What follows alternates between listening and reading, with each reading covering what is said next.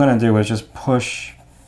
I can do this. I can kind of just come on in here and push the line that separates.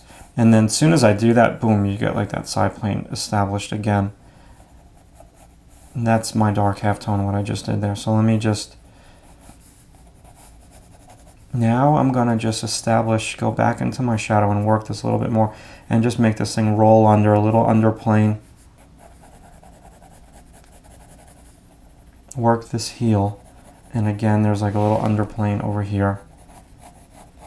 So all these like little plane shifts, very tedious, but if you want to go with something that looks semi-realistic and really dimensional, you have to give all these like little subtleties in the tone. Again, it's all about your end game, and you go into the drawing knowing what you want and really being clear on, with some drawings, on where you're going with this drawing. Is it going to be a 20? Is it going to be a long one? Is it going to be a short one? So then like you lessen the dissatisfaction that you can get sometimes if you do a drawing and you're like, oh, it doesn't look like the way that I wanted it to. Well, what did you want it to look like in the first place?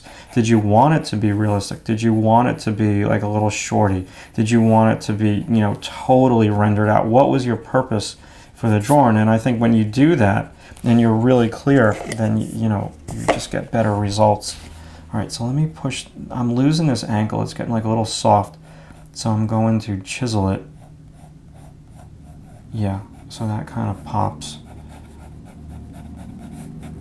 Get that bone showing under there, even though it is kind of soft. And get this turning plane. And believe it or not, you know, this part of the leg now is getting a different, becoming a different value. And so I got to do my best John Wayne over here to fade this thing off. Not sure, you know, there's places that you want to crop your drawings, and I tell my students a lot in class because we run into this situation all the time. Where do I end the drawing if I don't have time to do a full figure drawing and I just want to do a little study? Well, I guess the general thing is you never crop your drawings at a joint.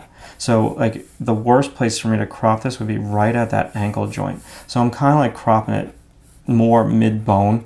It could be higher, but I don't want to go too high because it's about the hand and foot, this DVD. So I think that's like more of like a comfortable place to crop it. And so I want to just add like a little bit more detail over here. All right, so now I could do a reverse gradation. Reverse gradation would be I'd put like a little tone over here to pop the light. And then, you know, you really set up a background. But I think I'm going to not do that this time. I think I'm going to just work this foot a little bit more. Let's step back from this and then we'll come back to it.